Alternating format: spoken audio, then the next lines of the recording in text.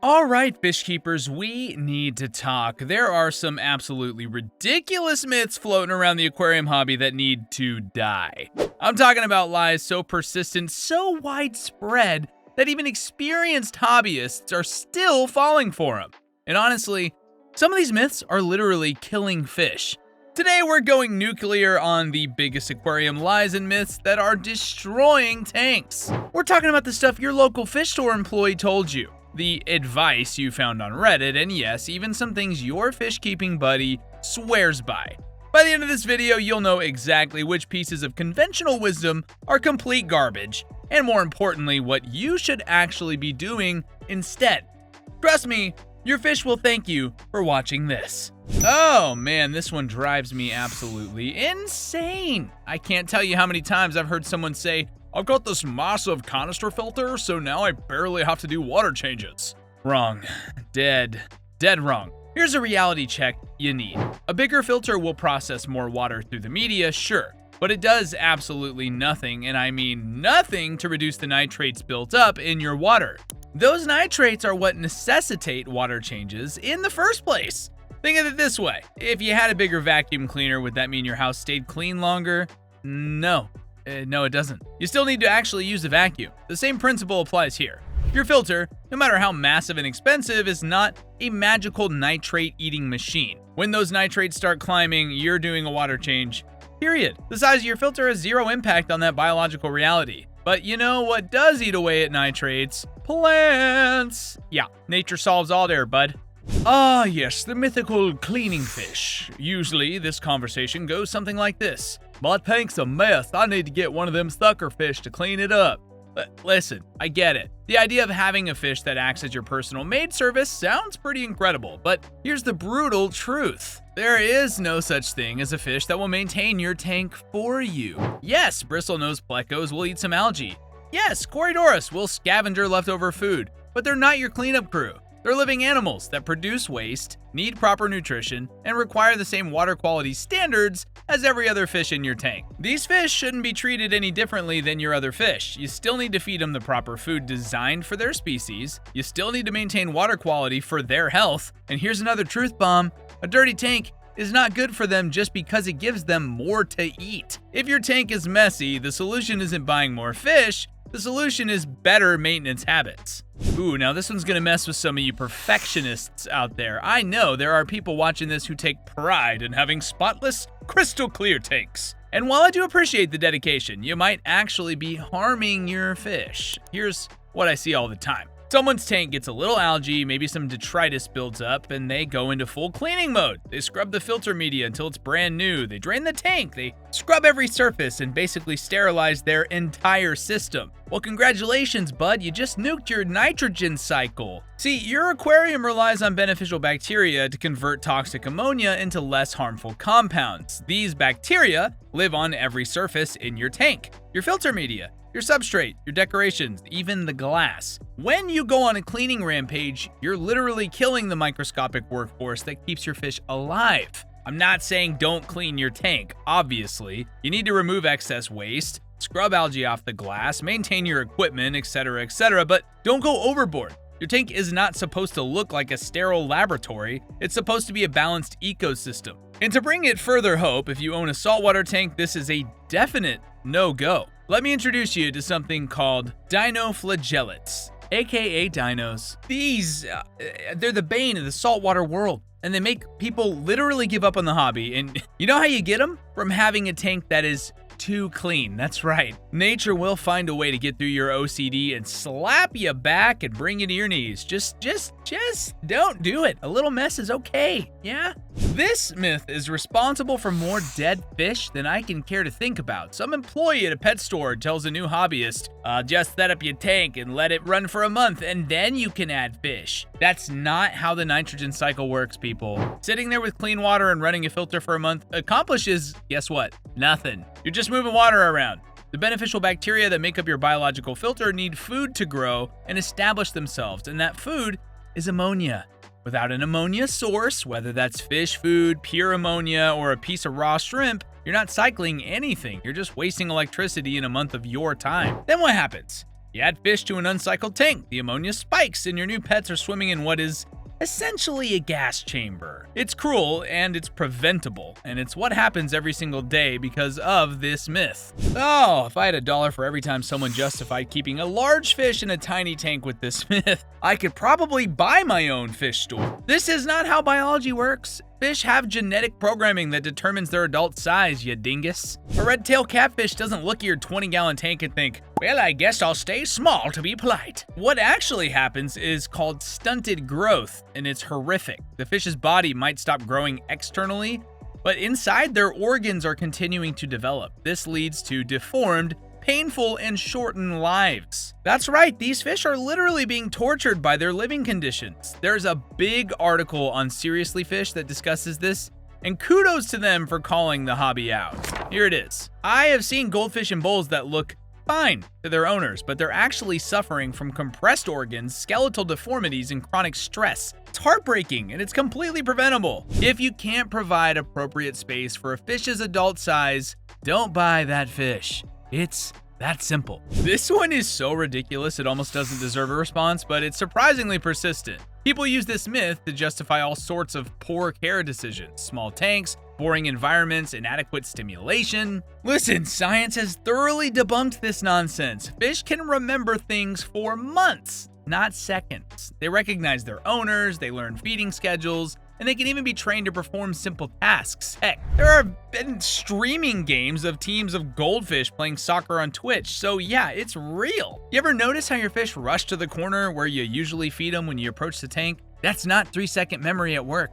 That's learned behavior based on pattern recognition and memory. This myth probably persists because it makes people feel better about keeping fish in subpar conditions. Oh, they won't remember being stressed. Or, oh, they won't even know that they're in a small space. Wrong on both counts. I see this advice constantly in fish keeping forums, and it drives me nuts because it sounds logical, but it's completely wrong. The beneficial bacteria that run your nitrogen cycle don't live in the water column, they live on surfaces. They form biofilms on your filter media, your substrate, your decorations, and your glass. Taking water from an established tank and putting it in a new one is like taking a cup of water from a swimming pool and expecting it to contain all the pool's filtration system. If you want to jumpstart a new tank cycle, take some filter media, some substrate, or decorations from an established tank. That is where the bacteria actually live. The water itself is basically useless for this purpose. This myth wastes time and it gives people false confidence that their tank is ready for fish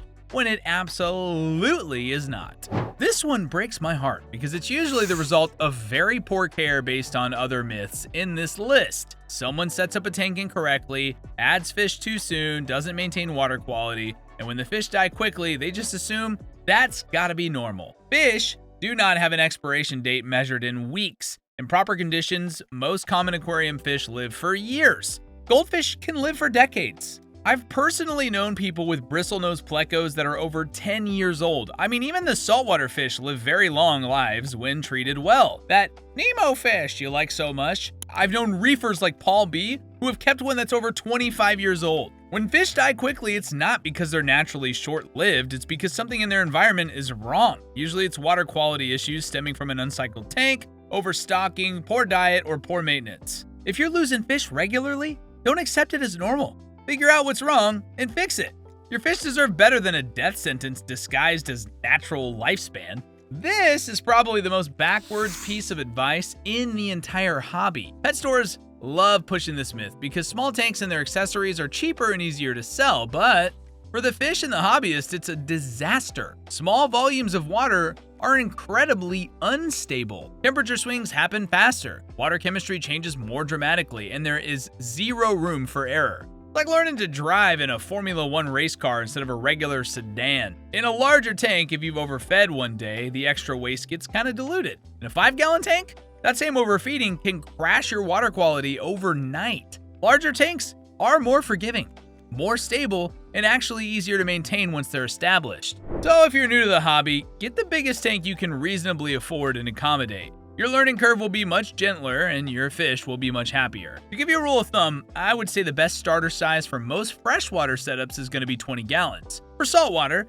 the best starter size is either going to be a 40-gallon breeder, a 55-gallon tank, or a 75-gallon tank. Your pick here when it comes to saltwater is going to be depending on your goals. But a 20-gallon tank will satisfy most freshwater aquarists' wants and needs when it comes to a community tank. The aquarium industry loves to push expensive gadgets and high-tech solutions, but here is a secret. Some of the most successful tanks I have ever seen run on basic, affordable stuff. You don't need a $500 canister filter to keep fish healthy. Yeah, a simple sponge filter can provide excellent biological filtration for a fraction of the cost. You don't need LED lights that cost more than your car payment because basic fluorescent or LED strips work fine for most setups. Now, I'm not saying all expensive equipment is worthless. I mean, some of it genuinely offers better performance or convenience, but the idea that you need to spend thousands of dollars to keep fish successfully is utter nonsense. Focus on understanding the principles. Proper filtration, stable water parameters, appropriate stocking levels. The equipment is just tools to achieve those goals. Look, you walk into any pet store and you'll see walls of fish food at wildly different price points. The cheap stuff and the expensive stuff look pretty similar, so they must be basically the same, right? Wrong. The difference in quality between cheap and premium fish foods is actually staggering. Cheap foods are loaded with fillers like corn, wheat, and soy that fish can't properly digest. These fillers cloud your water, contribute to algae growth, and they provide minimal nutritional value while they're at it.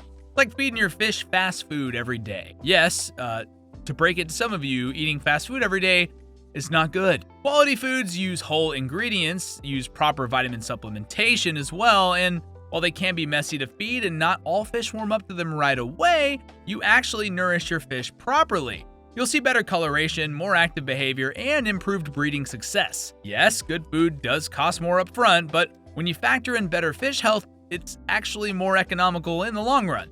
Now, I've seen this myth be responsible for a lot more aquarium failures than any other. People think fish are like houseplants. You set them up and forget about them, or you simply accept that, well, deaths are just part of the hobby. Fish keeping is a science-based hobby that requires understanding of water chemistry, biology, and ecosystem management. You need to monitor water parameters. You need to maintain equipment. You need to observe fish for signs of illness and weird behaviors, and you need to stay consistent with feeding and maintenance schedules alike. Now, this sounds difficult. I'm not saying it's impossible, but it's definitely not set it and forget it. Successful fish keeping requires knowledge, attention, and consistent effort. The reward, though, is a thriving aquatic ecosystem that can provide years of enjoyment, but you do have to put in the work. Oh, I see people panic at the first sign of algae, like their tank is infected with some deadly plague. They scrub everything, they add chemicals, and they stress themselves out trying to achieve an algae-free environment. But here's the reality. Some algae is completely normal and even, dare I say it, beneficial. It provides oxygen, it consumes nutrients, and it offers natural food for many fish species. A little green on your glass or decorations, it's not a crisis.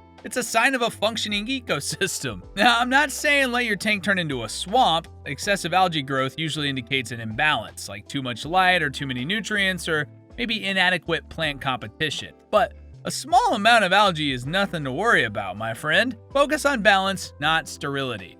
Sterility. Sterile. Don't worry about it being too sterile. Your tank is supposed to be a living ecosystem, not a sterile display case. All right, listen up. This is for all you guys who dump and pray, okay? The breeding and importing of this hobby has been getting more and more aggressive over the years to generate sustainable profits for companies. That means local fish stores have to sell lots of fish to generate that profit, especially with online stores taking a lot of their dry goods sales. As a result, the health of available fish for sale has decreased over the years, and your risk of disease from new additions is greater than ever. We are seeing more bred fish coming out with defects, weakened immune systems, and uniquely named diseases like neon tetra disease. And knowing this, you still think not quarantining is okay?